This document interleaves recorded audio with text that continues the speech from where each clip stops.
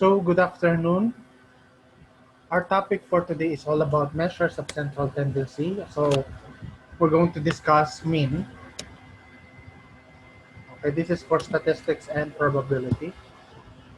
Our objective for this lesson, we're going to define what is a measure of central tendency. We're going to discuss also the commonly used measures of central tendency and solve for the mean of ungrouped and grouped data. So the measures of central tendency, so it provides a very convenient way of describing a set of scores with a single number that describes the performance of the group.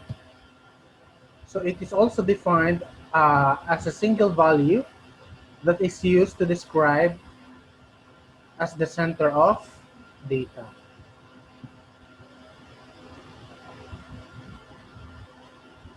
So here are commonly used measures of central tendency. So we have mean, median, and mode. Okay. So but we're focusing only for the mean. Okay, so the mean is the commonly used measure of center of data.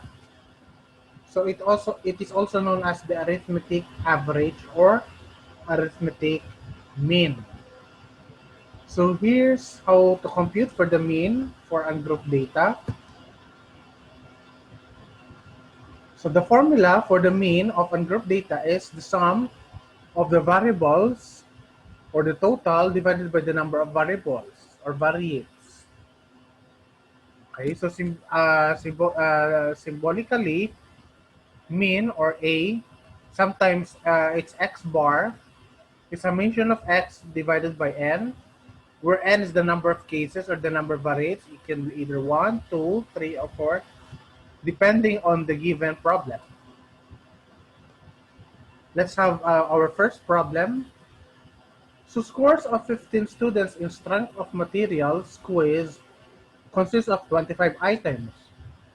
The highest score is 25 and the lowest score is 10. The scores are listed below. So we're going to find the mean.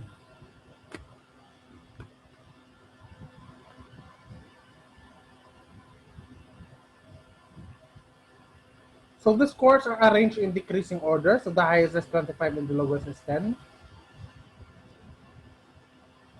So the formula for mean is summation of x divided by n. So we're going to add the summation of x, so which means you're going to add all these all these numbers from 25 to 10, and the sum of all these numbers is equal to 228, where the number of cases is, or the number of students is 50. So substituting everything in the formula,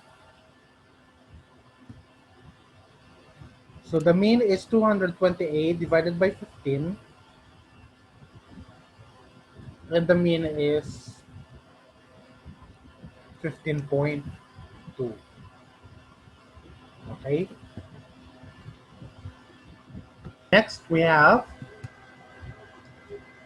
problem number 2. So the test scores out of 20 points of 15 students in a statistics class are 12, 15, 10, 9, 8, 6, 12, 13, 19, 20, 18, 14, 15, 6, and 5. So we're asked to determine the average test score.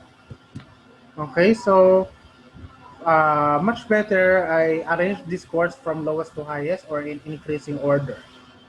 So the formula for mean is summation of x over n, or the sum of all the items divided by the total number of cases. Okay, so let's determine the sum or the summation of x, which means you're going to get the sum of all these numbers or all these scores, and the sum is 182 if you're going to compute for the test scores. Okay, so the number of cases is 15. because the number of students is 50. Okay, so we're going to substitute it in our formula. So the mean is, you're going to divide 182 by 15. So your calculated mean here is 12.13.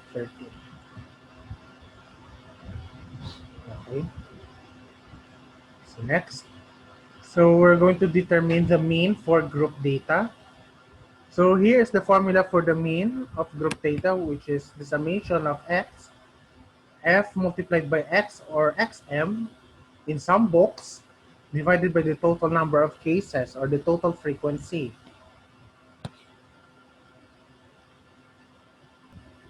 X bar is mean, the f is the frequency of each class, or x or the xm is the mid-interval value of each class, or sometimes it's called the class mark. And the summation of fx is the sum of the product of the mid-interval values or the class mark and their corresponding frequency. So here are some steps in solving the mean for group data. So first we're going to find the midpoint of the class mark of each class or category using the formula. The class mark is equal to the sum of the lower limit and the upper limit, then divided by 2.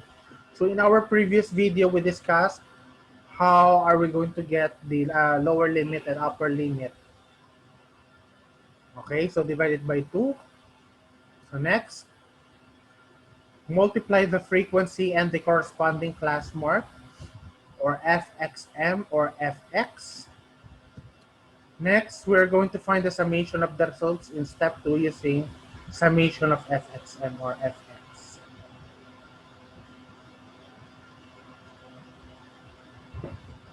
And we're going to solve for the mean using the formula summation of f of x m divided by the n, or the total number of cases. Okay, let's have problem number 3. The scores of 40 students in engineering economy class consist of 60 items and they are tabulated below. Okay, so here is the class interval and the corresponding frequency. So as you can see, here are the scores. The class interval are the scores of 40 students in engineering economy class. Okay.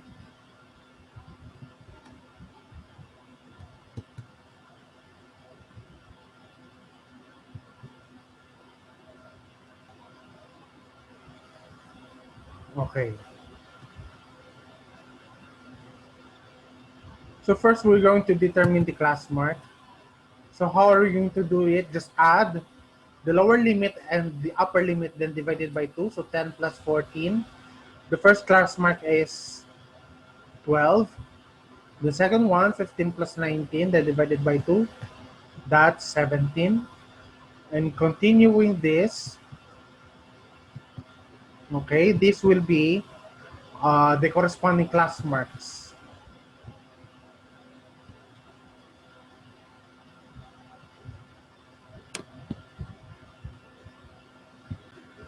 Okay, so after getting the class mark, we get the product of the frequency and the class mark.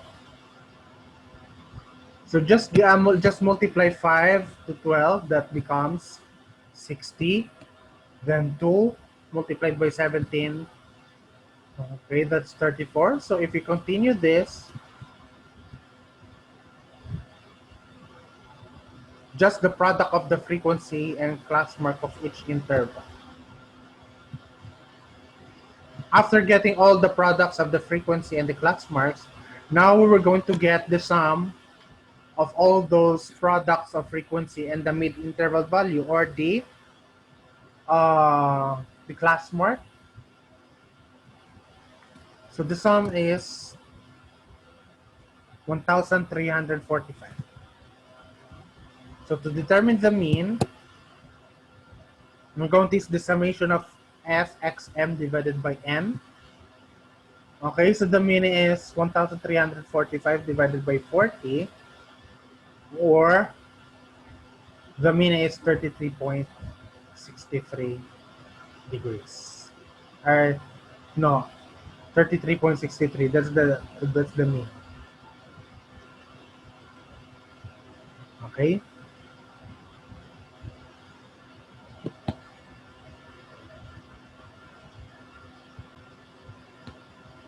Okay, let's proceed.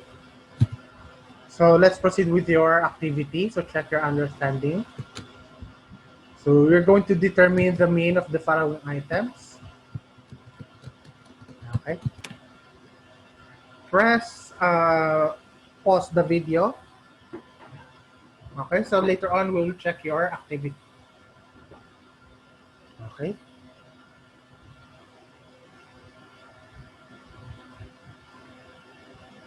Okay. So let's check your activity for today. Okay. So for number one, the mean is $7,615. That's the average starting salary of the employees. And for number two, the mean is 22.83. Uh, okay. So do you have any questions? So if you don't have, and I will see you on our next lesson.